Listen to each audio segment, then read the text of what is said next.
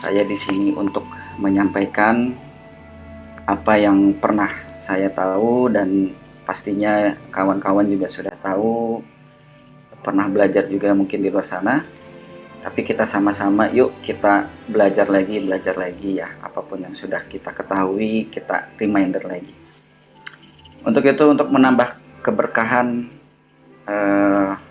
majelis ilmu kita di malam hari ini, yuk kita sama-sama tundukkan dulu ya kepala kita, hadapkan hati kita kepada Allah Subhanahu wa taala. Kita sama-sama memohon hujaman pemahaman yang baik dari Allah, memohon hidayah dan petunjuk dari Allah Subhanahu wa taala. Bismillahirrahmanirrahim. Alhamdulillahirabbil alamin. Ya Allah, segala puji bagi Engkau ya Allah. Segala puji bagi Engkau ya Allah yang telah memberikan segala nikmat, karunia dan anugerah di kehidupan kami ya Allah. Hingga malam hari ini, hingga detik ini kami bisa bernafas, merasakan degup jantung, dan menikmati sajian ilmu-Mu ya Allah.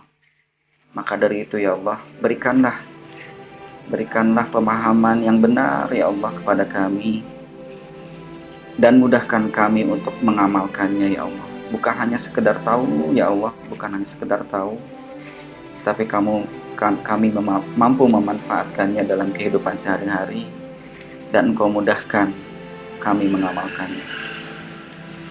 Ya Allah, hadirkanlah, anugerahkanlah kepada kami hati yang tenang ya Allah.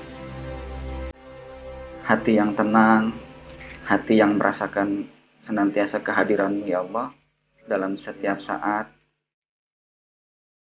Karena perjalanan di dunia ini mungkin bagi kami tidak mudah, tetapi dengan hati yang tenang yang Engkau anugerahkan, segalanya terasa ringan ya Allah, terasa mudah. Hingga kelak kami bertemu di jannah, menatap, melihat wajah-Mu ya Allah, dengan izin-Mu. Amin ya Allah ya Rabbal Alamin. Alhamdulillahirabbil alamin. Allahumma sholli ala sayyidina Muhammad wa ala ali sayyidina Muhammad. Allahumma inni as'aluka ilman nafi'a wa rizqan thayyiban wa amalan mutaqabbal. Baik, ayah bunda, kawan-kawan, sebelum saya masuk ke penyampaian materi, mohon konfirmasinya dulu apakah suara saya sudah cukup jelas. Kemudian di belakang ini ada backsound ya. Backsoundnya apakah terlalu keras, mengganggu, ataukah perlu, atau sudah cukup ya? Kalau memang sudah jelas, alhamdulillah gitu ya. Ya, saya tadi lupa juga belum nyapa teman-teman yang hadir di YouTube ya. Teman-teman saya juga banyak yang tadi minta link YouTube. Jadi selamat menikmati sajiannya di sini ya. Hanya saja mungkin kalau di YouTube, mohon maaf nggak bisa interaksi. Kalau di Zoom kan bisa langsung nanya, bisa nanti kita interaksi insya Allah ya. Dan sebagaimana tadi disampaikan oleh Kayawan, mudah-mudahan ini menjadi wasilah keberkahan dalam bermajelis ilmu. Apa itu? Yaitu untuk on cam ya. Untuk on cam.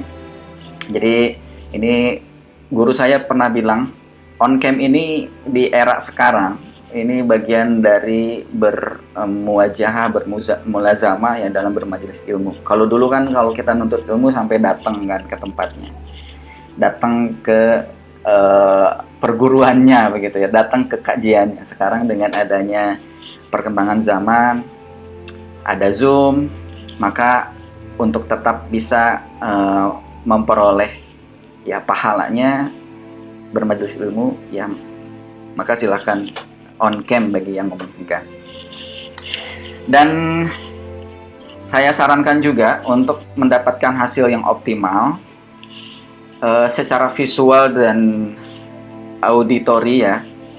Maka untuk secara visual saya sarankan untuk menggunakan laptop ya, atau komputer. Barangkali ada yang mau ganti dulu device, silahkan ya, mumpung masih belum dimulai ke inti materi.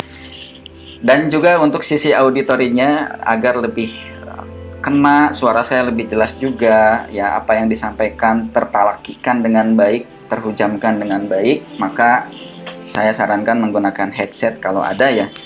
Ya, tapi mudah-mudahan dengan device yang ada sekarang pun yang sedang ayah bunda teman-teman gunakan itu sudah cukup ya untuk bisa memperoleh materi ini secara optimal, insyaallah. Baik, ayah bunda, kawan-kawan, ini saya beberapa hari kemarin dijabri oleh tim penyelenggara untuk berkenan mengisi di program Teras PPA ini. Ini saya udah cukup lama juga, terakhir bulan apa ya, hewan. Udah lama juga. Nah, waktu di Japri agak bingung juga sampein materi apa ya, lagi belum ada ide. Tapi nggak lama setelah itu tiba-tiba keidean menyampaikan materi tentang stoikisme ya.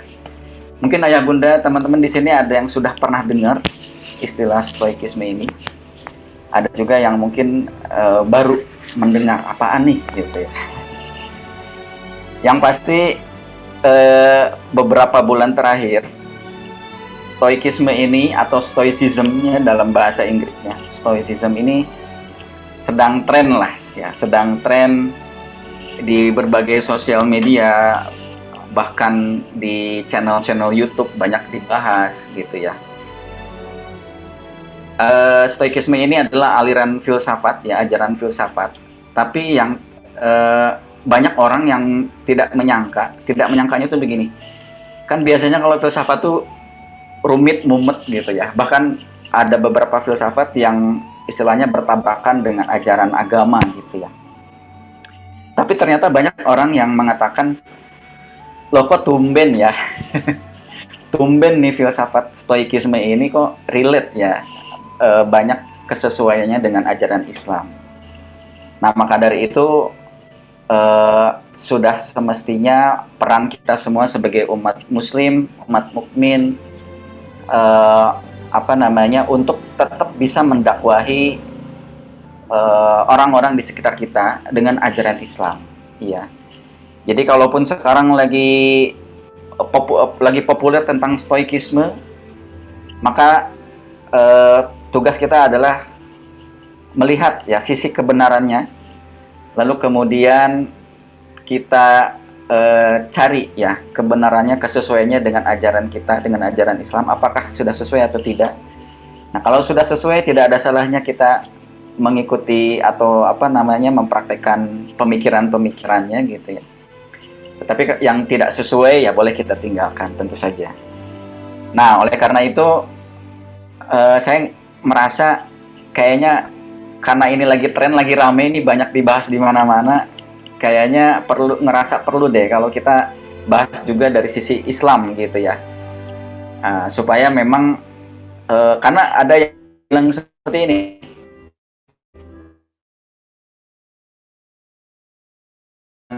nggak dalam tanda kutip agama baru gitu.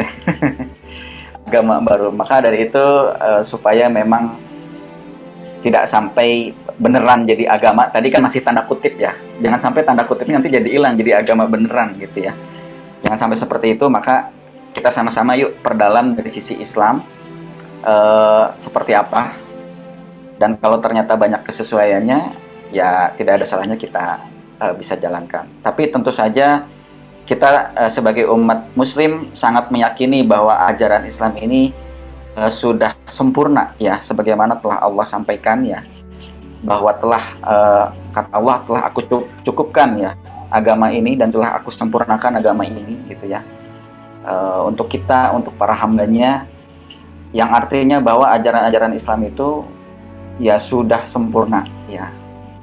Jadi menyempurnakan teori-teori, filsafat-filsafat, filosofi-filosofi dari yang sebelumnya sudah ada. Ya karena stoikisme ini sendiri lahir berabad-abad sebelum lahirnya Islam, yang dibawa oleh Nabi Muhammad SAW. Nah, itu mungkin untuk gambaran awalnya ya. Mudah-mudahan gambaran awalnya menjadi acuan buat ayah bunda, kawan-kawan. tentang stoikisme dan kenapa harus membahas ini begitu ya. Dan ternyata banyak yang mempelajari stoikisme ini karena ternyata ya ajarannya cukup simpel, tapi dengan mengajarkan poin-poinnya saja itu sudah cukup bagi mereka mendapatkan hati yang tenang gitu ya. Nah, padahal di Islam sendiri banyak juga ajaran-ajaran yang tentu saja membuat hati lebih tenang. Nah, untuk itu yuk kita temukan stoikisme ini dalam Islam.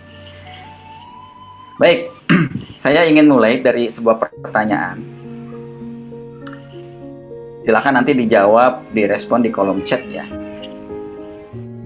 Bagaimana reaksi Anda ketika semua yang telah Anda perjuangkan atau kumpulkan selama ini dalam sekejap tiba-tiba lenyap? Ya, boleh disampaikan di kolom chat. Boleh satu kata, boleh beberapa kata, ya silakan bebas. Boleh satu kalimat. Oke, wah ini sudah ada yang langsung merespon ya. Ada yang menjawab sedih, ada yang menjawab kecewa, depresi, terpuruk ya, shock, Masya Allah, kaget, kecewa, sedih, nangis, mewek, kecewa. Wah, lengkap ya. Ini jangan-jangan pengalaman masing-masing ya. Kalau Bu Mardiah ini pasrah, Masya Allah. Baik. Qadarullah ya. Masya Allah, ini luar biasa banyak yang merespon ya. Alhamdulillah. Mudah-mudahan yang ikut merespon nih sama-sama, berarti kan sama-sama sharing ilmu nih. Mudah-mudahan mendapatkan pahala yang sama sebagaimana pahala para penyampai ilmu, insya Allah. Baik, alhamdulillah ada yang lemas dan diam juga, ada yang stres. Dan memang itulah mungkin yang selama ini kita rasakan ya. Dan ini juga cerminan pengalaman kita mungkin ya. Kita pernah ada di kondisi seperti ini. Udah bertahun-tahun kita perjuangkan, kita kumpulkan, dalam 1 detik lenyap. Dengan berbagai cara yang Allah tentukan ya. Ada yang dengan banjir kah mungkin, kebakaran, ditipu orang, dicuri orang, dirampok dan lain sebagainya. Nah, kejadian seperti ini kira-kira terutama buat yang pernah mengalami ya, apakah cukup terjadi kala itu saja, ataukah nanti ada kemungkinan di kemudian hari akan terjadi lagi? Yo, boleh ya. Apakah kejadian seperti ini cukup ya dialami kemarin-kemarin yang sudah lalu, ataukah ada kemungkinan di depan terjadi lagi? Wah, kata Bu Novi cukup ya, semoga tidak terulang lagi. Amin. Ya itu doa kita ya, tentu saja ya, itu doa kita semoga tidak terulang. Nah, tetapi memang di sini rata-rata menjawab kemungkinan terjadi lagi ya. Wah, bahkan ini Pak Widianto sudah 3 kali ya, Masya Allah. Will be ya, ada kemungkinan. Ya betul ya. Ada kemungkinan suatu saat akan terjadi lagi, kita tidak pernah tahu ya. Ada kemungkinan juga nggak akan pernah terjadi lagi. Tapi kalau dalam ajaran stoikisme diajarkan berpikir dengan segala kemungkinan. Jadi bahkan kemungkinan terpahitnya. Supaya apa? Ketika nanti emang kejadian, kita udah lebih mawas diri, lebih siap diri, dan kita akan lebih bahagia insya Allah. Seperti itu ya. Baik. Nah, karena akan kemungkinan terjadi lagi, maka kita perlu tahu caranya supaya kita tidak merasakan lagi perasaan yang tadi sedih, kecewa gitu ya. Merasa terpuruk, stres dan lain sebagainya. Nah, jika reaksi Anda adalah semisal kecewa, tadi kan sudah banyak yang menjawab ya, sedih, marah, putus asa, dan lain sejenisnya, maka sesungguhnya itu karena Anda mengizinkan diri Anda mengalami perasaan-perasaan itu. Ya. Nah itu. Semua kejadian yang pernah kita alami, kejadian pahitkah, bencana, dan lain sebagainya, itu kan memang tidak pernah kita duga ya. Tidak pernah kita duga, tidak pernah mungkin kita inginkan. Tiba-tiba datang begitu saja, tiba-tiba terjadi begitu saja. Tapi kemudian kejadian itu sebetulnya netral ya. Jadi kejadian itu tidak pernah sebetulnya kejadian itu membawa kita kecewa, tidak pernah kejadian itu membawa kita marah. Ataupun sebaliknya, tidak pernah kejadian itu membuat kita bahagia. Kayak kita dikasih hadiah gitu ya. Sebetulnya hadiah itu netral. Dia tidak secara langsung membuat hati kita bahagia. Nah, yang membuat kita merasa kecewa, sedih, stres, atau mungkin bahagia, senang, itu adalah diri kita sendiri. Kitalah yang mengizinkan pikiran dan perasaan itu hadir. Kalau kita tidak mengizinkan, itu tidak akan terasa. Oke, kita contoh dibalik ya. Misalnya kita dikasih hadiah, tapi kita tidak mengizinkan diri kita ini untuk bahagia. Mungkin kita akan ketika menerima hadiah itu langsung ditampik gitu ya. Atau kita cuman cemberut aja. Atau kita mengizinkan diri kita berpikir ke hal-hal yang lain. Misalnya, ngapain kamu ngasih hadiah? Pasti ada maunya ya. Nah. Jadi, orang dikasih hadiah ada yang bahagia, ada yang biasa saja. Kok bisa seperti itu? Yaitu karena semua atas diri kita yang mengizinkan diri kita seperti itu. Seperti itu ya. Nah, yang izin lab silahkan ya. Kalau saran saya, kalau yang sinyalnya kurang bersahabat bisa nyimak lewat YouTube ya. Nah itu ya bunda, kawan-kawan, sekali lagi kitalah yang mengizinkan itu hadir. Nah kita balik ya pertanyaannya. Silakan nanti boleh direspon lagi di kolom chat.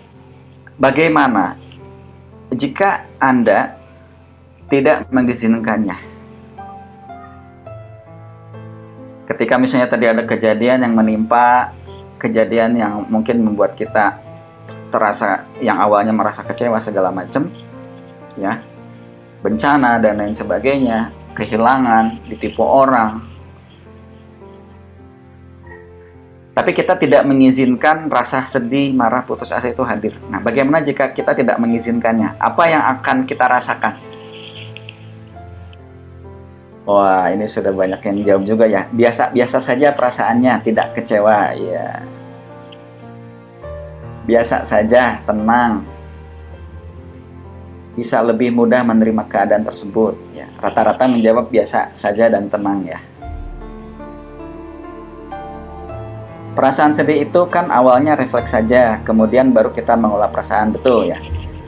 Nah itu, ketika pun refleks, yang terpenting adalah kita bisa dengan mudah, bisa dengan cepat mengganti atau mengelola perasaan kita. Jangan sampai kita berlarut-larut dengan hasil refleks tadi ya. Seperti itu. Masya Allah, ini luar biasa ya.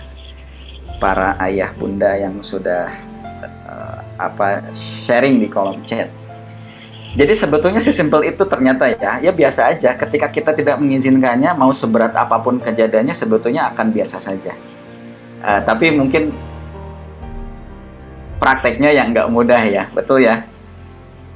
Kalau secara teori ketika tidak mengizinkannya ya biasa saja. Tapi yang namanya teori sebetulnya kalau memang kita praktekkan bisa saja langsung ngefek ya kan. Begitu ada bencana, ada kejadian yang sesulit apapun, ketika kita tidak mengizinkan perasaan-perasaan yang negatif tadi hadir, maka ya yang terjadi adalah biasa saja, netral. Itulah kenapa ada orang-orang yang mereka itu kalau ditimpa musibah, ya tetap kalem aja gitu. Ya tetap, kalau anak muda bilang tetap have fun, go mad gitu ya. Tetap ya go ahead aja gitu. Ya slow aja kali gitu kan ya. Nah, ketika kita biasa saja, kita slow, kita santai, biasanya kemudian banyak ide-ide bermunculan untuk menyelesaikan permasalahan tersebut. Tapi kalau kita larut ke situ, udah langsung aja terombang-ambing, semakin dalam semakin tenggelam, gitu ya. Nah, itulah ya, ketika ada suatu kejadian kita tidak mengizinkannya, maka yang terjadi adalah kita merasa biasa saja. Nah, itulah yang dilakukan oleh sang pelopor stoikisme. Siapa itu? Namanya adalah Zeno. Zeno, ya. Nah, ini apa namanya, wajahnya lah kira-kira begini, ya. Zeno. Nah, Zeno ini hidup di sekitar 334 sampai 262 sebelum Masehi. Ya, bahkan sebelum Masehi itu beliau ini sudah hidup ya dan mengajarkan filsafat stoikisme ini. Ya, apa yang terjadi pada Zeno sehingga akhirnya melahirkan atau mempelopori ajaran stoikisme? Mungkin ada beberapa yang sudah tahu ya, ayah bunda. Nah, ceritanya begini ya, sejarahnya. Nah, biar kita bisa tahu dulu ya. Mudah-mudahan ini juga kita sebagai umat muslim ya, sebagai umat mukmin perlu tahu juga ya wawasan-wawasan keilmuan di luar sana yang tentu saja kita ambil ibrohnya, kita ambil hikmahnya, lalu kita selaraskan dengan ajaran Islam gitu ya. Nah, maka kita perlu tahu dulu nih sejarahnya. Nah, jadi sejarahnya itu begini ya. Yang pasti kan tadi stoikisme ini dipelopori oleh Zeno ya. Zeno of Citium. Kalau di literatur sering ditulisnya begitu ya, Zeno of Citium, Zeno dari Citium. Citium itu nama daerah di Yunani ya. Nah, ia adalah pedagang sukses kaya raya ya, pedagang sukses kaya raya. Di sini ada yang pengusaha juga, ada yang pedagang juga, bahkan yang mungkin sudah kaya raya. Atau keburu ada kejadian yang tadi, Masya Allah ya. Nah, ia adalah pedagang sukses kaya raya yang menjalankan bisnisnya dari satu pelabuhan ke pelabuhan lainnya. Ya. Nah, kemudian suatu hari kapalnya karam. Seluruh barang muatannya dan kekayaannya tenggelam ke dasar samudra. Kaya raya udah malang melintang bertahun-tahun dari satu pelabuhan ke pelabuhan lainnya. Tiba-tiba kapalnya suatu hari karam, ya, dan seluruh tanpa sisa, ya, barang muatannya, kekayaannya itu tenggelam. Dan luar biasa ya, Tuhan masih menyelamatkan dia ini ya. Sisanya udah nggak ada ya, tenggelam ke dasar samudra. Nah, kemudian setelah jatuh miskin, ia sering mendatangi seorang penjual buku di Athena ya. Athena itu ibu kota Yunani ya, untuk mencari ilmu. Nah, kenapa dia mencari ilmu? Ya karena ingin mempelajari sebetulnya apa sih yang menimpa hidupnya. Udah bertahun-tahun ya mengumpulkan, ya memperjuangkan kesuksesan, ya kekayaan, tiba-tiba kapalnya karam. Ini ada apa nih gitu kan? Bertanya-tanya.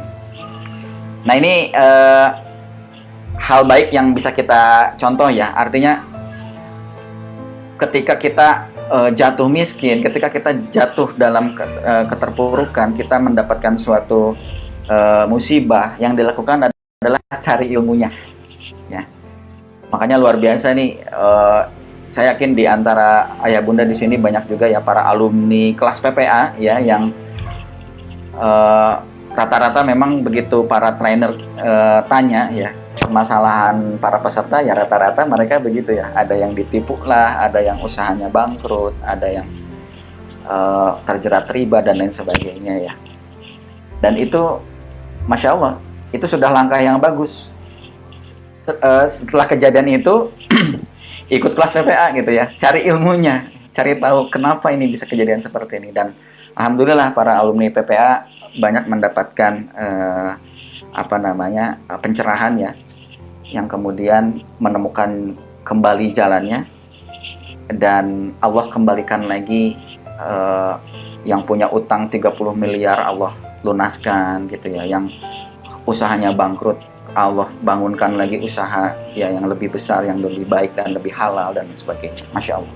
Nah itu ya, ini hikmah yang bisa kita ambil ya, yang bisa kita contoh ketika kita dapat masalah ya, cari tahu ya ilmunya apa ya. Nah kemudian ia menemukan buku yang berjudul The Memorabilia ya dari Xenophon, dan mengenalkan ia pada ajaran Socrates. Jadi di bukunya itu memang disampaikan ajaran-ajaran Socrates ya. Ini juga filsuf di Yunani di zaman dulu ya. Nah akhirnya tertarik nih, Zeno ini tertarik, makin penasaran dan pengen mendalami ajaran-ajaran filsafat yang disampaikan Socrates. Akhirnya ketemulah sama namanya Krates ya. Krates ini ya bisa dibilang muridnya lah, murid yang pernah belajar tentang ajaran Socrates juga gitu, yang hidup pada saat itu. Karena murid-muridnya Socrates yang lain udah pada nggak ada juga gitu ya. Nah kemudian setelah belajar, kemudian mendirikan pengajaran filsafat. Nah ia mengajar filsafat di sebuah bangunan dengan tiang-tiang besar di pelataran terasnya. Ya jadi ada masyarakat yang ikutan gitu ya. Kalau kita sekarang tuh kayak pengajian gitu ya, nih kayak seperti ini nih. Ada teras PPA, namanya juga teras nih. Kayaknya pas banget ya. Teras ya, karena dia pelataran teras, ngajarnya itu di gedung tersebut. Teras itu di bahasa Yunani disebutnya stoa ya. Stoa sebetulnya nulisnya itu stoi ya, kalau di ejaan yang sekarang tuh stoi, tapi memang dibahasakannya stoa. Kalau di bahasa Perancis, oi itu jadi oa ya. Di sini ada yang belajar bahasa Perancis. Ya, jadi kayak tulisan pur oi jadi pur wa gitu ya. Jadi oi itu jadi wa. Nah, nama terasnya tuh Stoa Pikail atau teras berwarna ya. Nah, maka dari situ lahirlah ajaran Stoicism ya, atau ya ajaran teras lah gitu ya. Kalau di Indonesia dikenalnya juga dengan sebutan filosofi teras. Nah, seperti itu. Hanya stoikisme ini atau stoicism ini di Indonesia dikenal juga dengan filosofi teras. Kalau ayah bunda teman-teman datang ke toko buku misalnya ya, lalu lihat di sebuah rak buku ada tulisan buku judulnya mungkin filosofi teras, ya itulah berarti stoicism ya, atau stoikis. Nah, ini juga ada tokoh-tokoh stoik lainnya yang populer ya. Ada Seneca, dia adalah negarawan dan pengajar. Ada Epictetus, dia budak. Dan ada juga Marcus Aurelius, ini kaisar Romawi yang salah satu yang terbaik. Nah, artinya ajaran stoikisme ini ternyata berkembang dari zamannya Zeno itu, banyak dipelajari dan ternyata bukan berguna untuk satu satu peran saja, tapi ternyata di banyak peran manusia ini banyak bermanfaat ya. Seneca ini negarawan dan juga pengajar di seni juga. Epictetus ini budak. Nah, ini dia budak. Epictetus ini saking sering disiksanya ya, dipukuli, ditekan sampai dia cacat ya, itu di situ ada tongkat kelihatan ya. Nah, itu dia sampai nggak bisa jalan. Tapi dia tuh menikmati hidupnya, sangat tenang dengan hidupnya. Mau disiksa, ditekan segimanapun dia hidupnya merasa tenang. Kenapa? Ya karena dia ya mengikuti atau mempraktekkan ajaran stoicism itu. Nah, ada lagi Marcus Aurelius, ini kaisar Romawi. Nah, hasilnya apa dari menggunakan ajaran stoicism ini? Ya dia sampai jadi kaisar, salah satu kaisar terbaik di Roma saat itu. Bahkan yang terbaik yang terakhir kesini jadi kaisar-kaisar yang ya zolim lah dan lain sebagainya. Kalau Marcus Aurelius ini benar-benar pembelajar sejati, sampai mengantarkan dia menjadi seorang kaisar terbaik tuh karena mempraktekkan ajaran Stoicism ini. Nah, ternyata sebegitu luar biasanya ya ajaran Stoicism ini, sampai-sampai tadi Zeno yang kehilangan seluruh harta kekayaannya tapi dia tetap bisa menjalani hidupnya dengan baik, tenang, ya, nyaman, ya, mutmainnah kalau bahasa kita di Islam, ya, tenang. Begitupun yang lainnya ya, kayak Seneca, Epictetus. Ini yang paling populer ya, karena sebetulnya tokoh-tokoh Stoik yang lainnya juga banyak, tapi ini yang sering disebut 3 orang ini, 4 sama Zeno. Nah, merekalah para pengguna ajaran Stoicism. Kalau seandainya ajaran Stoicism ini selaras dengan ajaran Islam, dan kemudian kita menemukan ya poin-poinnya di Islam, lalu kita praktekkan, sudah seyogianya kita bisa mengalami juga perasaan-perasaan ketenangan yang dialami para tokoh-tokoh Stoik ini, ya, oleh Zeno, oleh Seneca, Epictetus, ya, tekan segimanapun ujian hidupnya sampai dia nggak bisa jalan, tetap dia merasa tenang hidupnya, kemudian bisa sampai berkarya luar biasa, menjadi seorang kaisar seperti Marcus. Ini kalau memang selaras nih ajaran Stoik ini dengan ajaran Islam, nah sudah seyogianya ajaran Islam ini bisa membawa kita kepada kehidupan yang luar biasa juga, insya Allah ya. Dari itu hadirlah ya pertemuan hari ini, yaitu tadi untuk kita menemukan ada nggak sih di ajaran Islam. Kalau memang ada, yuk kita sama-sama praktekin untuk kita juga bisa sama-sama menikmati ketenangan hidup ini, insya Allah ya. Nah, baik, itulah mungkin sejarahnya cukup ya, sebagai gambaran dan semakin memperjelas juga, terutama buat ayah bunda teman-teman yang baru mendengar istilah Stoicism atau Stoikisme. Kira-kira seperti itu kronologisnya. Oke, kita mulai masuk ke poin-poinnya ya. Ada apa aja sih, ajaran apa aja sih yang disampaikan di Stoicism itu sampai sebegitunya ya. Sampai sekarang juga lagi tren, lagi populer, banyak dibahas di berbagai channel YouTube, di berbagai sosial media, dibikin quotes-quotes dan lain sebagainya ya. Seluar biasa apa sih ya? Yuk kita sama-sama dalami ya. Oh ya, sebelum masuk ke situ, saya juga ingin nambahin nih. Jadi ini buat teman-teman ini juga ya bahasanya update juga lah ya, karena di sosial media sana udah cukup rame. Jadi mungkin akan mendengar istilah Stoicism ini kalau disingkat lebih simpelnya Stoa gitu. Jadi kalau misalnya ada orang yang cara berpikirnya itu punya kontrol diri yang bagus, orang nyebutnya, kamu Stoa banget gitu ya. Bahkan di luar negeri sana istilah stoik itu sudah jadi kayak semacam istilah umum. Jadi kalau ada orang yang dia itu tangguh dalam menghadapi hidupnya, seberat apapun hidupnya, dan orang itu tangguh, tetap dia berprogres dengan baik, itu diistilahkan namanya stoik ya. The stoik itu orang yang stoik banget, orang yang tangguh gitu, orang yang menjalankan prinsip-prinsip stoicisme itu gitu ya. Nah itulah kira-kira ya seperti itu. Baik, kita lihat poin pertama ya. Ajaran yang pertama disampaikan di stoicisme atau di stoik itu. Nah ini kalau di stoik ini kan sebetulnya mengajarkan berbagai hal ya. Sebetulnya dia stoicism itu mengajarkan tadi ya etika, fisika, teologi, politik ya, tetapi sebetulnya lebih kuat di etikanya. Maka di sini saya sebutkan etikanya ya. Jadi etika tuh kayak kaidah lah, prinsip-prinsip kayak semacam ajaran-ajarannya gitu ya. Nah, etika stoik yang pertama dalam Islam ya, kita lihat, kita temukan. Kalau di stoikisme itu mengajarkan berserah diri. Berserah diri pada kuasa yang mengendalikan di luar sana. Jadi orang-orang stoik itu ketika dia menerima suatu kejadian yang di luar kendali dia, yang itu memang kita itu ada punya kuasanya sendiri, kita nggak berkuasa. Contoh misalnya ada orang terkena musibah, terkena bencana, atau misalnya ada orang yang berusaha membuat kita marah. Itu sebetulnya kuasa dia untuk membuat kita marah.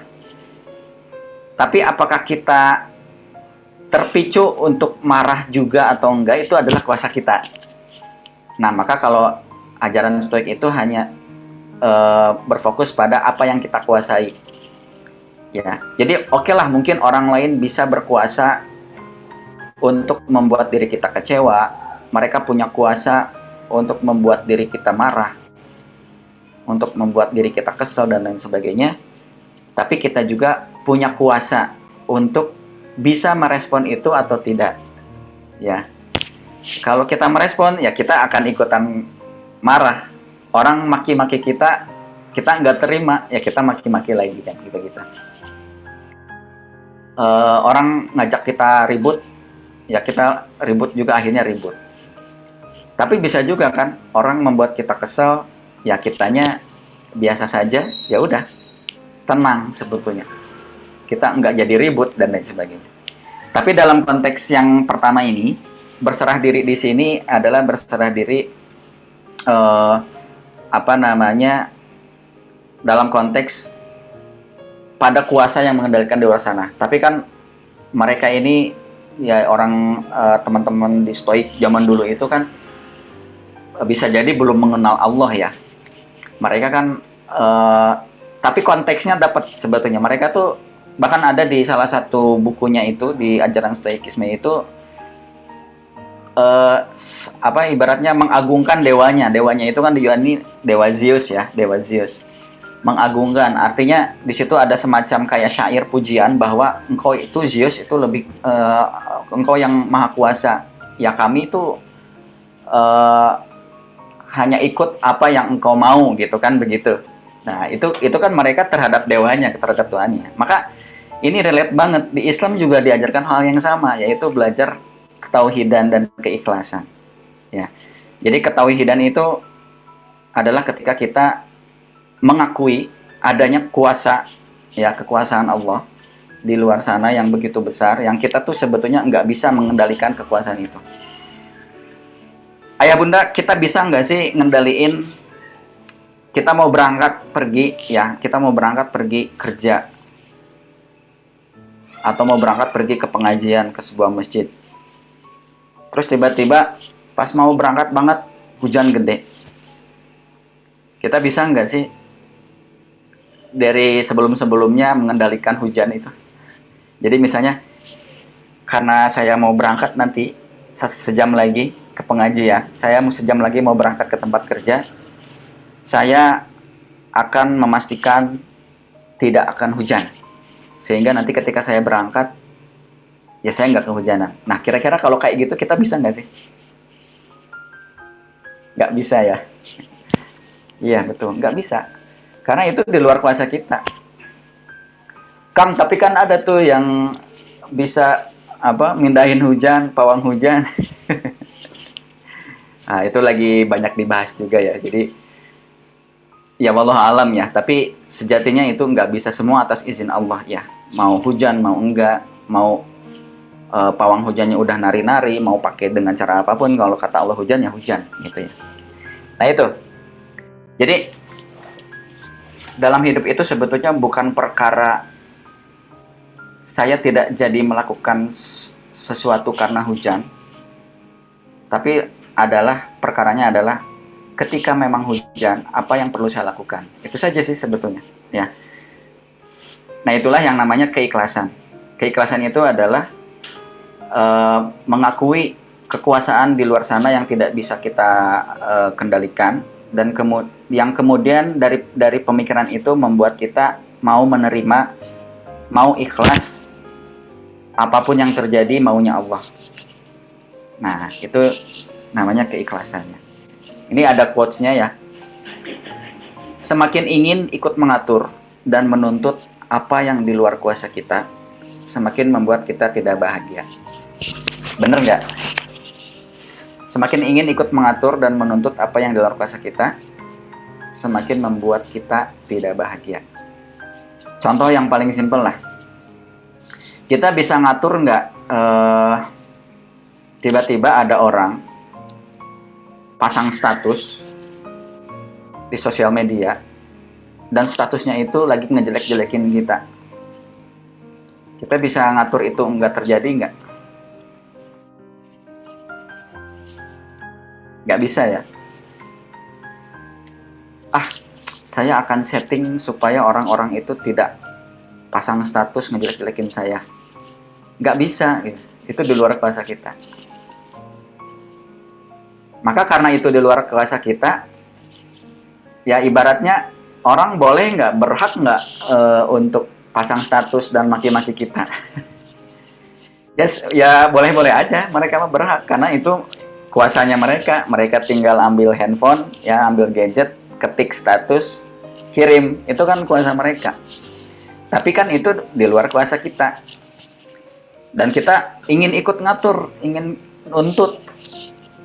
Ya, kamu jangan gitu dong, kamu nggak bisa, kamu nggak boleh gitu. Yang terjadi apa? Ribut, ya. Dan semakin kita nuntut bahwa itu nggak boleh terjadi, ya semakin kita nggak bahagia. Mau berangkat kerja, hujan. Ya Allah, kenapa hujan sih? Aduh, ini kan mau berangkat, aduh hujan lagi ya. Apa yang kita rasakan saat mengutuki hujan? Ya tidak bahagia. Makanya ya itulah, semakin ingin ikut mengatur dan menuntut apa yang di luar kuasa kita, semakin membuat kita tidak bahagia. Itu poin pertama. Maka sebetulnya kalau hati kita ingin tenang, ya sudah, kita jalani aja apa yang semestinya sudah berjalan. Kalau memang hujan, ya udah hujan. Berarti bukan karena hujan kita nggak jadi berangkat kerja, tapi karena hujanlah kita akhirnya pakai payung, kita pakai jas hujan, kita tetap berangkat.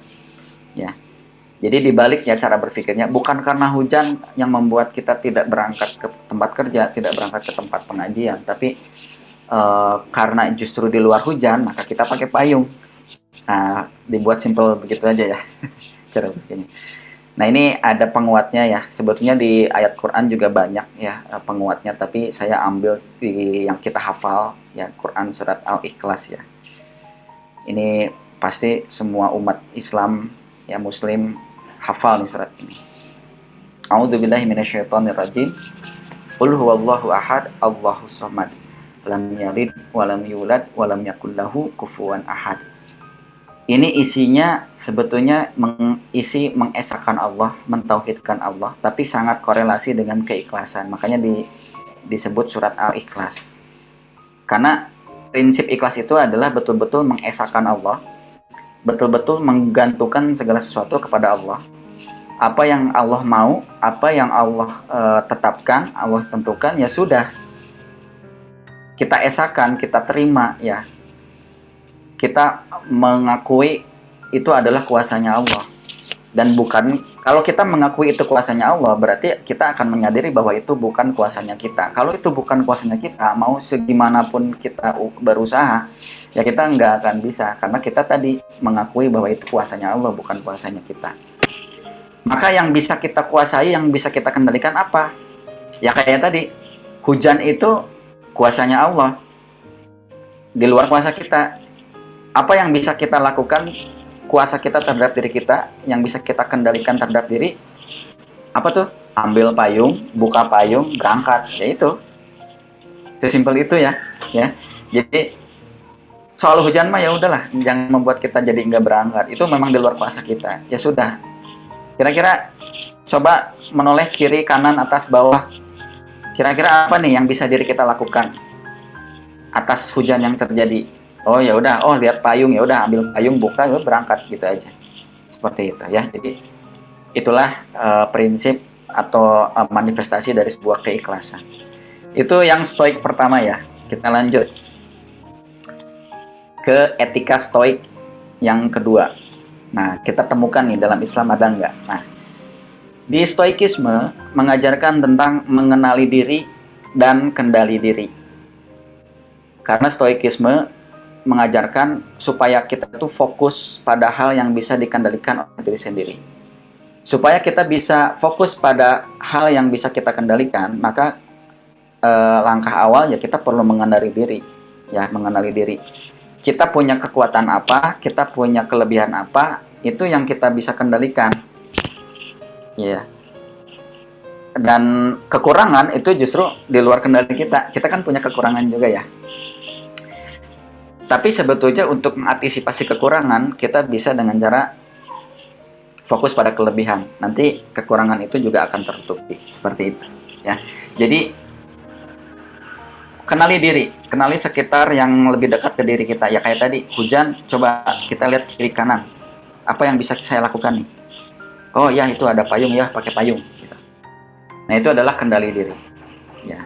Jadi, fokuslah pada hal yang bisa dikendalikan oleh diri sendiri. Yang tidak bisa kita kendalikan, nggak perlu dipikirin, nggak perlu diurusin. Ya. Nah, kebanyakan kita sebagai, apalagi di masyarakat Indonesia ya, yang gampang banget ya, kita mudah sekali dikendalikan orang lain. Misalnya ada orang ngomong apa, kita tersinggung. Dan itu tuh bisa kepikiran terus sampai berminggu-minggu. Itu artinya kita sudah terjebak dengan hal-hal yang sebetulnya itu di luar kendali kita. Orang tiba-tiba menyinggung hati kita, itu kan sebetulnya tidak kita mau, tidak kita rencanakan, di luar kuasa kita, tapi harus terjadi pada saat itu. Ya sudah, ada ininya kan, ada lagunya ya, kalau terjadi ya terjadilah gitu ya.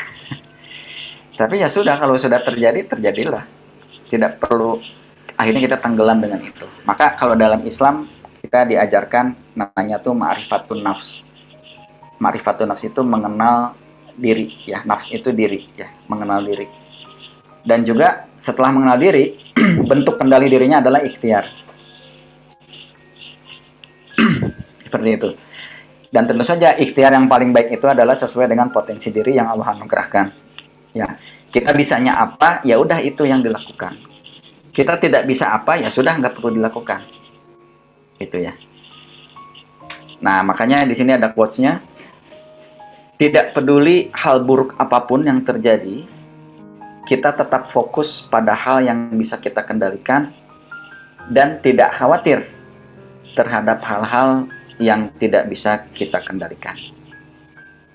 Nah, ini pegangannya ya.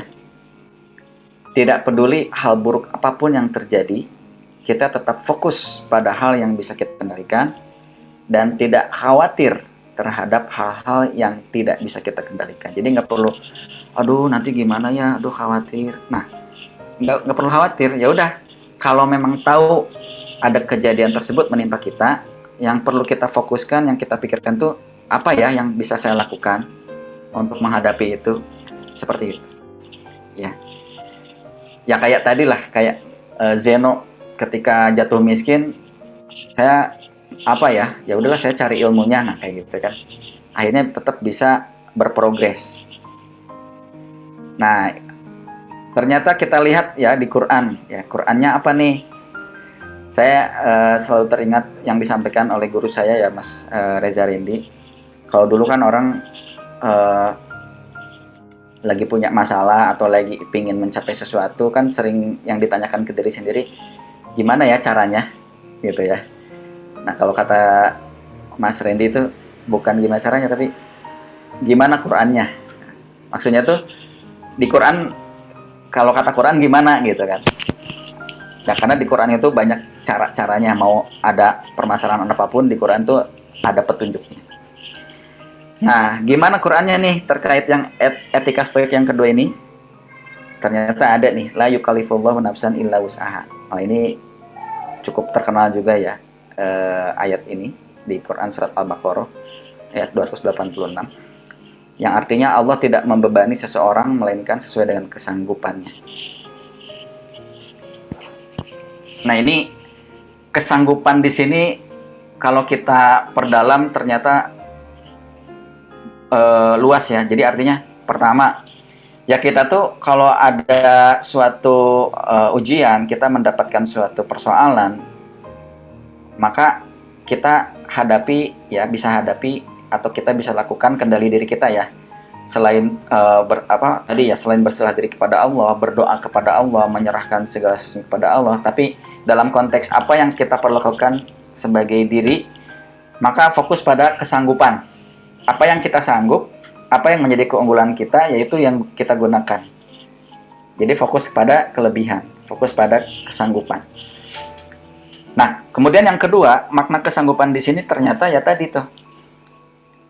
Artinya kalau kesanggupan ini adalah kaitannya dengan kendali diri. Apa yang bisa kita kendalikan, apa yang sanggup kita lakukan, ya itulah yang dilakukan. Maka kalau kayak tadi misalnya di luar sana hujan, kita mau berangkat kerja, jangan kemudian hujannya kita hentikan. Tapi kira-kira apa yang kita sanggup lakukan? Ya kayak tadi, ambil payung, buka payung, berangkat. Itu yang lebih simpel dan yang lebih memungkinkan kita lakukan daripada kita menghentikan hujannya. Ya langsung kita tembak awannya, langsung berhenti hujannya gitu ya. Kalau saya dulu gitu Bapak Ibu ya, ini cerita dikit ya. Dulu zaman SMA saya ikutan sebuah ekstrakurikuler yang di situ ya ilmu bela diri lah. Tapi diajarkan juga ilmu metafisika dulu ya, zaman-zaman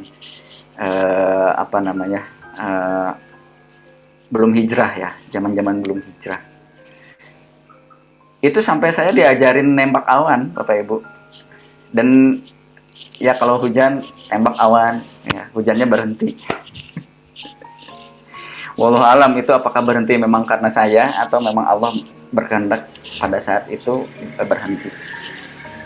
Nah, kita setelah saya tahu tentang bahwa segala hal yang di luar kendali kita tuh nggak bisa kita kendalikan, ya udah, ya saya nggak pernah lagi kayak gitu. Kalau hujan ya udah hujan aja, ya kita tetap berangkat kok pakai payung, pakai jas hujan ya. Ada yang punya mobil pakai mobil gitu ya, dan lain sebagainya, silahkan. Nah itulah yang dimaksud sesuai dengan kesanggupannya. Makanya ya betul ayat ini Allah tuh tidak pernah membebani seseorang karena Allah tahu kesanggupannya apa. Dan dari sisi kita nih, ya berarti kita lakukan saja sesuai dengan apa yang kita sanggup. Yang tidak kita sanggup, ya jangan dilakukan. Nah itu ya untuk etika stoik yang kedua. Ini akhirnya kita menemukan ya ajaran stoikisme yang kedua nih tentang kendali diri. Ternyata dalam Islam juga ada ya. Mengenali diri juga ada ma'rifatun nafs. Kita masuk ke etika stoik yang ketiga. Nah, ini juga cukup populer dibicarakan di pembahasan stoikisme, yaitu tentang kebajikan atau virtue. Ya, stoikisme itu mengajarkan tentang kebajikan, ya, hal-hal yang baik yang dijalankan dengan ilmu.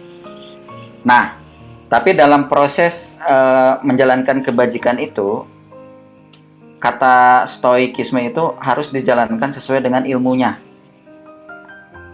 Jadi nggak bisa kebaikan itu tidak dijalankan dengan ilmunya. Kenapa? Karena mereka itu memahami ada namanya yang disebut logos. Ya, logos itu bahasa simpelnya pola alam. Contohnya begini. Kalau kita berkata jujur, ya pasti kita dipercaya orang. Nah itu pola kan. Kalau kita rajin bekerja, maka kita punya peluang untuk sukses. Kalau kita berangkat pagi-pagi, kita akan dapat lebih awal kesempatan. Nah, pokoknya itu namanya pola tuh. Pola hidup itu namanya logos. Di ajaran stoik itu logos. Nah, ternyata di Islam tuh ada ya. Kebajikan itu tentu saja amal soleh. Kalau ilmu ya tentu saja di Islam juga diajarkan untuk menuntut ilmu. Dan logos itu kalau di Islam itu sunnatullah. Ya. Jadi kalau kita begini maka begitu. Kalau kejadian di sana di alam itu begini maka akan begitu. Itu sunnatullah. Kalau di istilah mereka logos. Pola alam yang itu enggak emang semestinya begitu. Makanya kalau di ajaran stoik itu lakukanlah segala sesuatu sesuai dengan yang semestinya. Bisa nggak kemudian itu didobrak, ditabrak logos itu atau sunatullah itu. Ya, kita lihat contohnya. Misalnya ada orang bilang, saya tidak ingin belajar, tapi saya ingin pinter. Ya, belajar dan pinter itu sebuah kebajikan kan. Saya tidak ingin belajar, tapi saya ingin pinter. Kira-kira bisa nggak? Ya bisa aja, tapi pasti ada cara-cara yang aneh yang itu tuh menimbulkan dosa gitu ya. Bisa jadi ya. Karena itu melanggar logosnya, melanggar sunatullahnya ya. Kalau mau pinter ya belajar gitu. Kalaupun tidak belajar ya meningkatkan ketakwaan kepada Allah, insya Allah Allah akan kasih ilmunya yang disebut ilmu laduni ya. Ya sekarang juga lagi rame ya tentang pembahasan perdukunan dapat ilmu laduni. Ilmu laduni itu ilmu yang didapat ketika seseorang itu meningkatkan ketakwaan kepada Allah. Nah, kalau orang yang tidak meningkatkan ketakwaan kepada Allah atau menjalankan sesuatu tidak sesuai dengan syariatnya, ya bukan ilmu laduni. Jangan-jangan ilmu itu datangnya dari jin gitu ya. Wallahu a'lam bishawab. Nah, tapi itu sudah logos, sudah sunatullah. Polanya sudah begitu. Jadi, ya sudah lakukan sesuai pola. Jangan menabrak pola. Saya ingin kaya tapi sambil tiduran. Bisa nggak? Nah, itulah kenapa menjalankan kebajikan itu harus dengan ilmu, karena memang ada ilmunya. Jadi kalau mau kaya ya ilmunya begini gitu kan. Kalau mau pinter ya ilmunya begitu. Nah, itu memang ada ilmunya, ada caranya.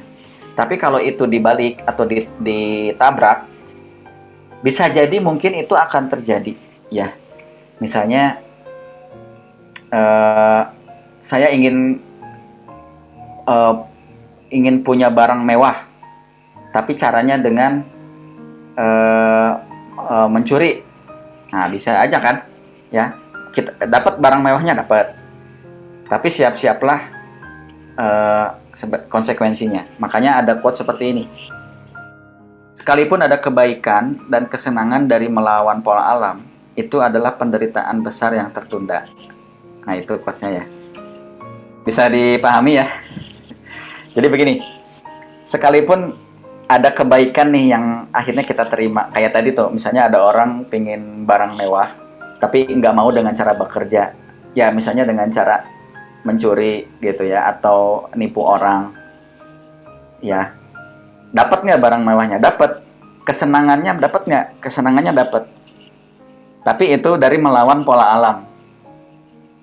Maka yang terjadi apa? Yaitu terjadi adalah penderitaan besar yang tertunda. Kalau dalam Islam namanya apa? Ada yang tahu dalam Islam namanya apa? Kita dikasih kesenangan sama Allah, tapi bukan dengan cara takwa. Tapi kita dapat gitu. Oh, kita dapat kesenangan, dapat kebahagiaan. Namanya apa tuh? Ini sudah banyak yang di kolom chat ya, istidroj, betul. Maka orang-orang yang dia itu menjalankan kebajikan itu perlu dengan ilmu supaya selaras dengan logos, supaya selaras dengan sunatullah. Dan lakukanlah segala hal itu sebagaimana mestinya sunatullah. Jangan dilawan, jangan ditabrak. Karena ketika dilawan, ditabrak, walaupun kemudian kita mendapatkan kebaikannya atau kesenangannya, hati-hati. Karena itu adalah penderitaan besar yang tertunda. Jadi kalau tertunda berarti tinggal nunggu waktunya saja. Jadi orang kalau istidroj itu kan Allah naikkan terus gitu ya ke langit, naikin ke langit, happy, seneng, udah tinggi banget, baru dijatuhkan ya sekeras-kerasnya. Ketika jatuh yang terasa apa? Sakit banget. Ya. Nauzubillahi min dzalik. Nah, jadi ternyata ajaran yang ini ya sangat relate ya dengan dan kita temukan nih dalam ajaran Islam ya, dan kemudian nanti relate juga dengan istidroj. Saya ambil ayatnya ini dari An-Nahl ayat 9 ya. A'udzubillahi minasyaitonirrajim. Wa 'alallahi qasdus sabili wa minha jair. walau syaa lahadakum ajma'in. Dan hak Allah menerangkan jalan yang lurus. Nah, ini maksudnya adalah Allah tuh udah ngasih jalannya nih yang lurus. Udah ngasih logosnya nih, udah ngasih sunatullahnya, udah ngasih caranya, ilmunya. Tapi ternyata di antara jalan yang lurus pun ada yang menyimpang. Nah, ini jelaskan di ayatnya, di antara jalan tersebut ada jalan yang menyimpang. Jadi kita pakai jalan yang lurus aja, kita pakai ilmunya saja, kita berpotensi masuk ke jalan yang menyimpang. Apalagi kalau enggak. Makanya Allah menyampaikan, Allah memberi petunjuk ya. Makanya kalau di di kalimat berikutnya kan, dan jika dia menghendaki tentu dia memberi petunjuk kamu semua ke jalan yang benar. Jadi petunjuk itu datang atas kehendak Allah, dan bisa saja Allah sebetulnya ngasih tahu nih jalan yang benar ini, tapi kemudian manusia itu diberi pemikiran, diberi pilihan untuk tetap memilih jalan yang lurus itu atau mau melabraknya. Nah, makanya di antara jalan lurus yang menyimpang itu ya kayak tadi tuh. Ya, kita melawan pola alam. Dapat kesenangannya, dapat kebaikannya, dapat, tapi hati-hati, itu adalah penderitaan besar yang tertunda. Masya Allah. Baik, kita lanjut ya. Masya Allah. Ini masih pada semangat. Etika stoik yang keempat. Di stoikisme kita temukan dalam Islam apa nih? Yang stoikisme mengajarkan tentang membatasi ekspektasi. Dan ada istilahnya tuh amor fati. Ya, amor fati itu sikap mencintai apa yang terjadi saat ini. Mencintai apa adanya, mencintai diri kita apa adanya. Kita punya pasangan begitu ya, tetap kita cintai gitu ya. Kita punya anak-anak yang mungkin ada anak-anak yang rewel gitu ya, ada anak-anak yang mereka lagi nggak mau belajar dan sebagainya. Ya udah, tetap kita cintai. Itu namanya amor fati. Itu hanya bisa terjadi kalau kita membatasi ekspektasi. Jadi ekspektasi itu dibatasi ya. Boleh nggak berekspektasi? Boleh. Jadi tidak dilarang berekspektasi itu, tapi dibatasi. Makanya dalam Islam itu diajarkan kecukupan. Begitu banyak ayat di dalam Al-Quran yang menyampaikan kata cukup ya. Ya, jadi kayak kekayaan itu bukan bukan diperbanyak, tapi dicukupkan. Hidup itu cukup saja.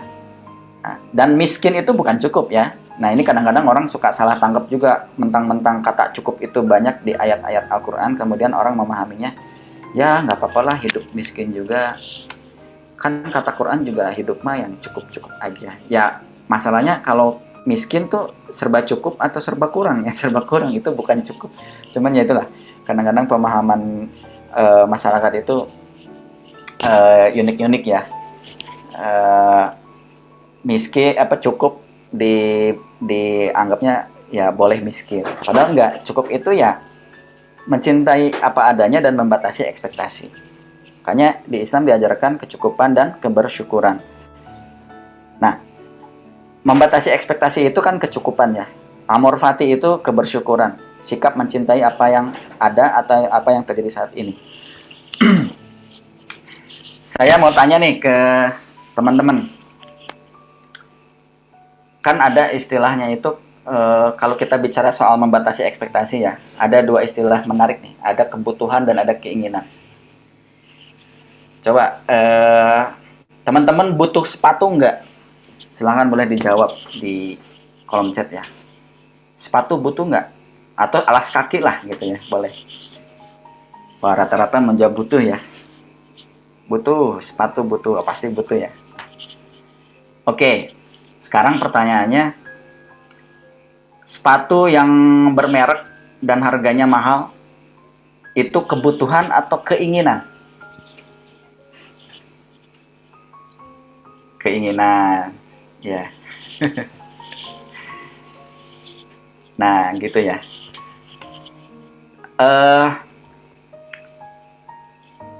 Kita kalau lapar kan makan ya. Makan itu kebutuhan atau keinginan? Nah, kebutuhan ya. Makan yang enak, makan makanan di restoran yang mahal, itu kebutuhan atau keinginan? Keinginan. Nah, jelas ya.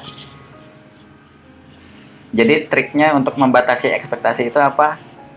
Ya, lakukanlah atau jalanilah segala sesuatu itu sesuai kebutuhan. Kalau memang itu cukup, ya udah cukup. Ya, keinginan boleh nggak Kang? Ya boleh-boleh aja ketika memang kita mampu. Itu aja sih, ya. Kalau kita mampu, perhitungannya jelas, boleh. Misalnya ya sesekali mau beli sepatu yang bermerek atau sesekali mau makan di restoran mahal, emang nggak boleh? Ya boleh. Tapi ketika memang kondisinya lagi tidak memungkinkan, ya sudah, batasi ekspektasinya, segera hilangkan angan-angannya gitu ya. Jadi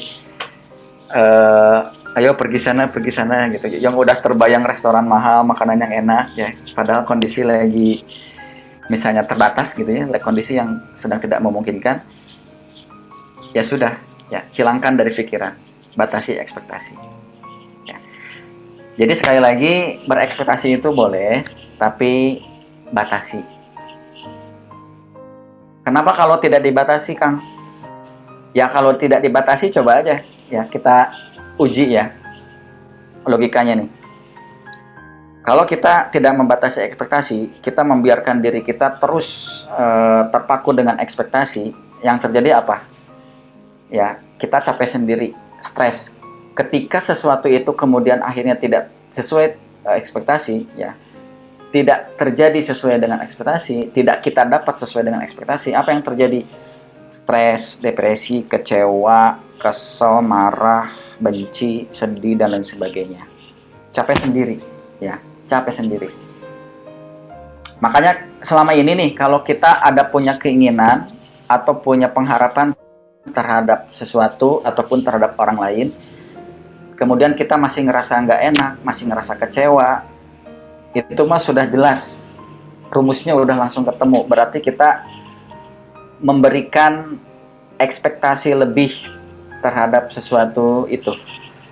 Kita terlalu menaruh ekspektasi kepada seseorang itu. Kita menginginkan pasangan itu begini, begitu, begini, begitu. Nah itu kita menaruh ekspektasi di diri pasangan. Ketika pasangan tidak bisa memunculkan hal itu, yang terjadi apa? Kita malah marah-marah ke pasangan. Kita malah benci, nggak suka gitu ya. Ngomel-ngomel. Nah selama ini kehidupan kita tuh penuh umpatan-umpatan, penuh rasa sedih, penuh omelan-omelan. Itu sudah ketebak ya. Penyebabnya apa? Yaitu adalah kita terlalu banyak menaruh ekspektasi terhadap sesuatu itu. Tapi kalau kita batasi ekspektasi kita, kita cukupkan gitu, kita merasa cukup, ya sudah. Akhirnya yang terjadi apa? Kebersyukuran. Nah ini ada quotes-nya ya. Semakin kita berekspektasi, semakin kita terpenjara. Semakin kita mencintai apa yang ada, semakin kita merasa memiliki apa yang dibutuhkan. Nah ini quotes-nya ya. Semakin kita berekspektasi, semakin kita terpenjara dengan ekspektasi itu. Karena kita berharap itu terjadi, berharap pingin ini, pingin begitu. Tapi kalau kita mencintai apa yang ada, ya, yang selama ini udah kita dapat, kita punya, ya, maka semakin kita merasa memiliki apa yang dibutuhkan. Jadi kita tuh kayak ngerasa, kita kayak jadi ngerasa, justru kayak ngerasa punya segalanya. Tadinya kita berharap berekspektasi itu karena kita ingin memiliki segalanya, begitu kan? Awalnya begitu kan? Kita berekspektasi itu karena kita ingin memiliki segalanya. Tapi ternyata yang terjadi adalah kita malah terpenjara. Tapi justru sebaliknya, kalau kita mencintai apa yang ada, kok yang terasa malah kita tuh kayak ngerasa udah punya segala sesuatunya gitu, udah ngerasa cukup. Ya ketika kita mencintai apa adanya, ternyata cukup ya, ternyata saya udah punya nih, udah ini mah udah cukup nih, udah yang sesuai dibutuhkan saya, udah plong nih, hati tenang nih gitu, seperti itu ya. Nah kita temukan nih Gimana Qurannya? Nah, kita di Qurannya lagi-lagi kita cari ya di Qurannya tuh kita temukan ya. Nah ini salah satu ayat yang sudah populer juga ya, surat Ibrahim ayat 7 ya. A'udzubillahi minasyaitonirrajim. La in syakartum la wala in kafartum inna adzabi lasyadid. Sesungguhnya bersyukur niscaya aku akan nikmat kepadamu. Tapi jika kamu mengingkari nikmatku,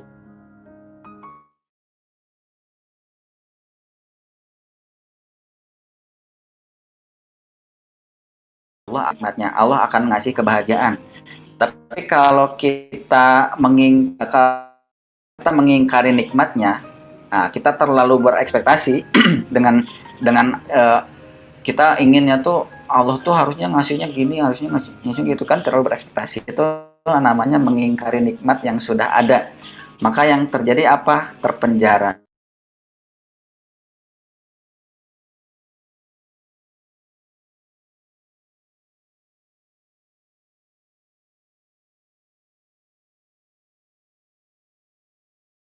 Ya batasi ya, silahkan batasi saja. Boleh kok, tapi batasi dan kita sudah bisa ngatur diri kita. Makanya tadi kan di awal-awal pembahasannya adalah kendali diri.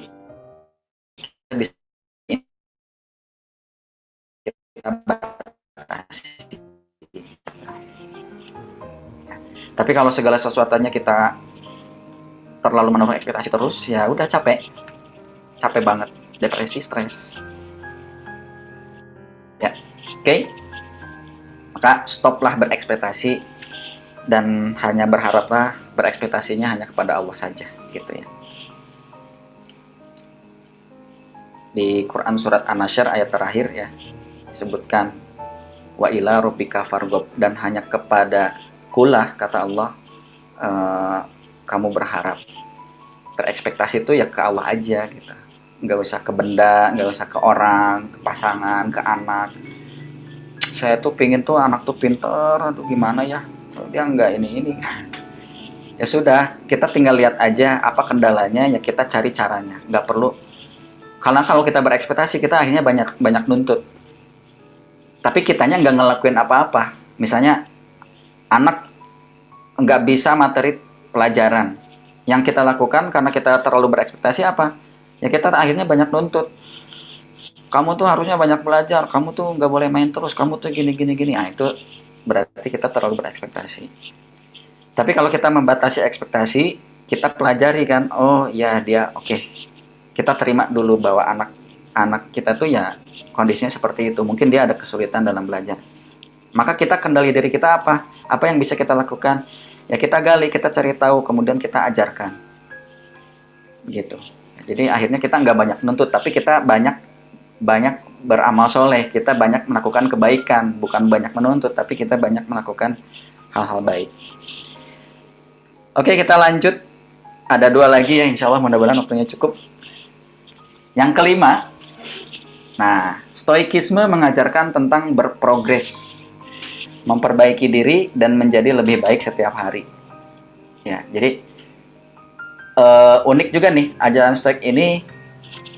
Kan tadi di awal-awal pasrah gitu ya, berpasrah. Tapi pasrah di situ bukan berarti akhirnya ya udahlah, kita mah diem aja lah. Apa kata alam ya udah gitu kan. Itu kalau kata teman-teman di stoikis gitu, stoik ya begitu. Nah, nggak kayak gitu. Jadi pasrah di situ, berserah diri itu bukan berarti akhirnya kita diam aja, tapi kemudian kita berprogres. Ya, berprogres. Nah, kalau di Islam itu juga ternyata diajarkan berprogres itu ada tahapannya, yaitu muhasabah, ya evaluasi dulu, kemudian hijrah, itu berprogres. Nah, kalau menjadi lebih baik setiap hari itu namanya riyadhah. Ya, riyadhah.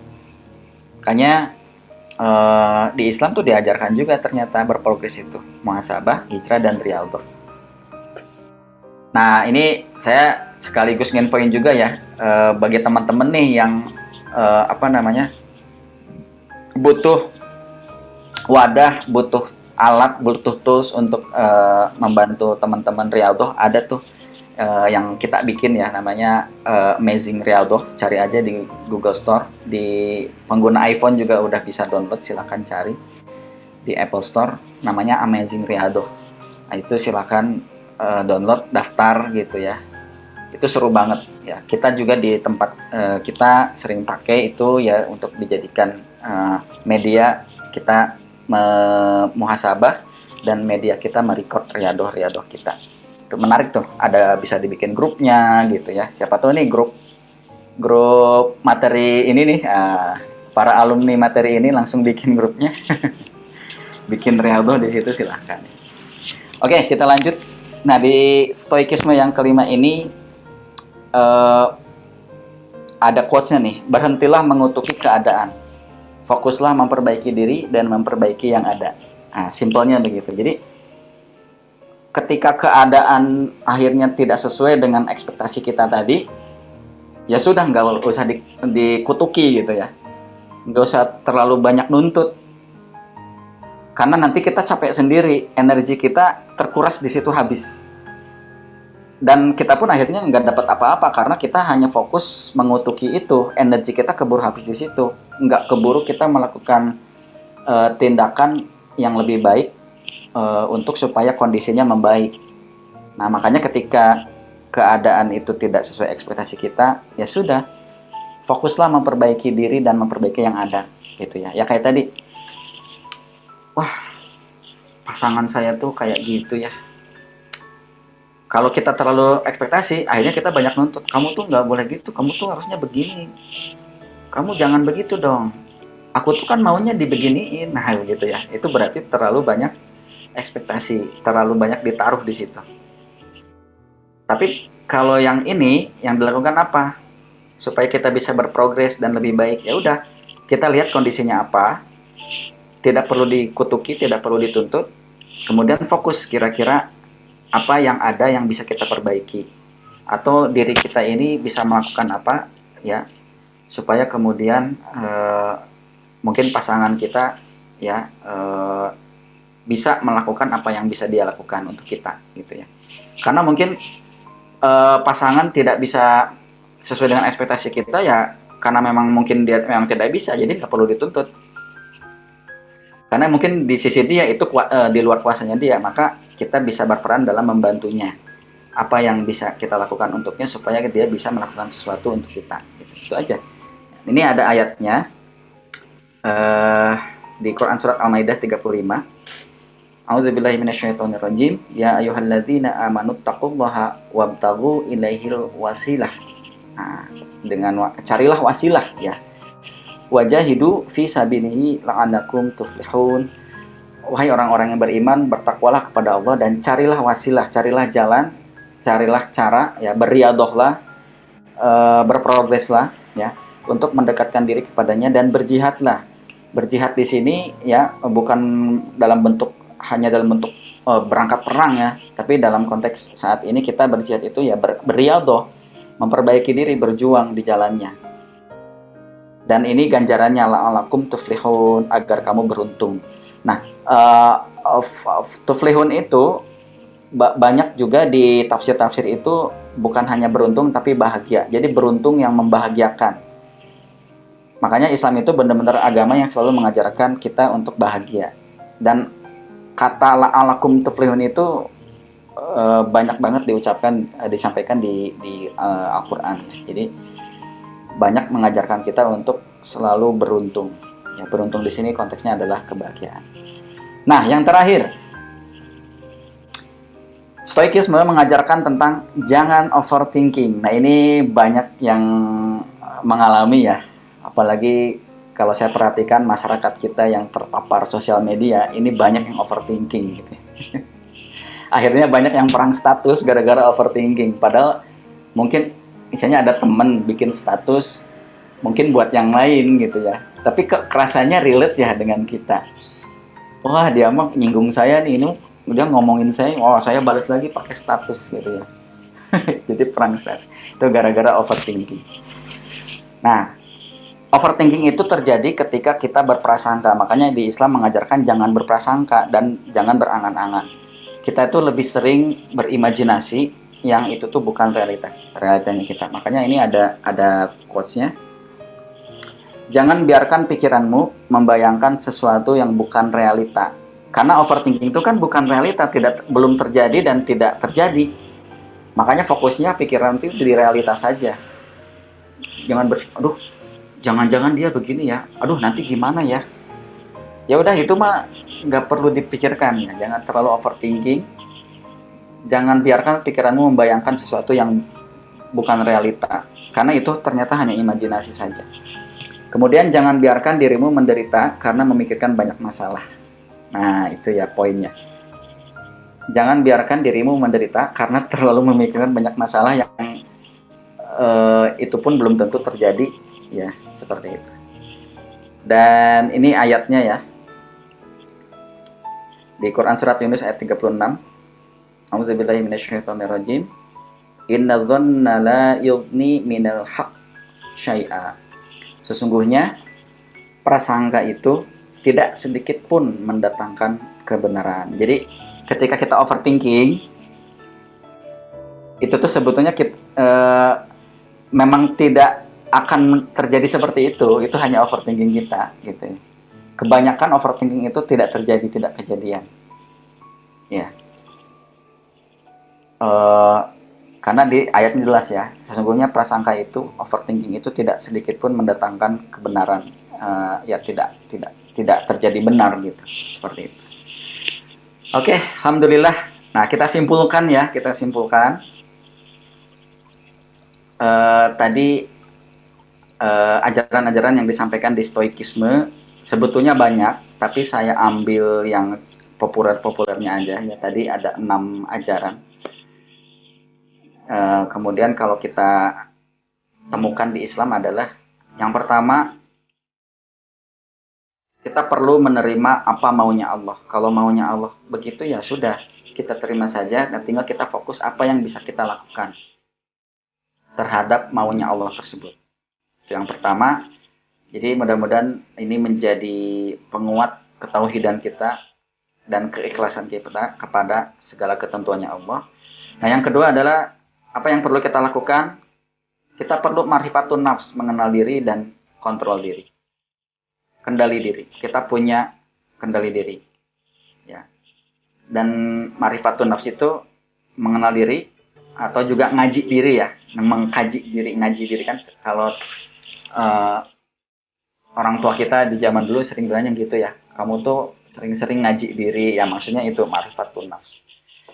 Yang ketiga adalah kita perlu beramal soleh sesuai sunatullah. Ya, jadi berbuatlah virtue, kebajikan ya, kalau di stoikisme kan begitu.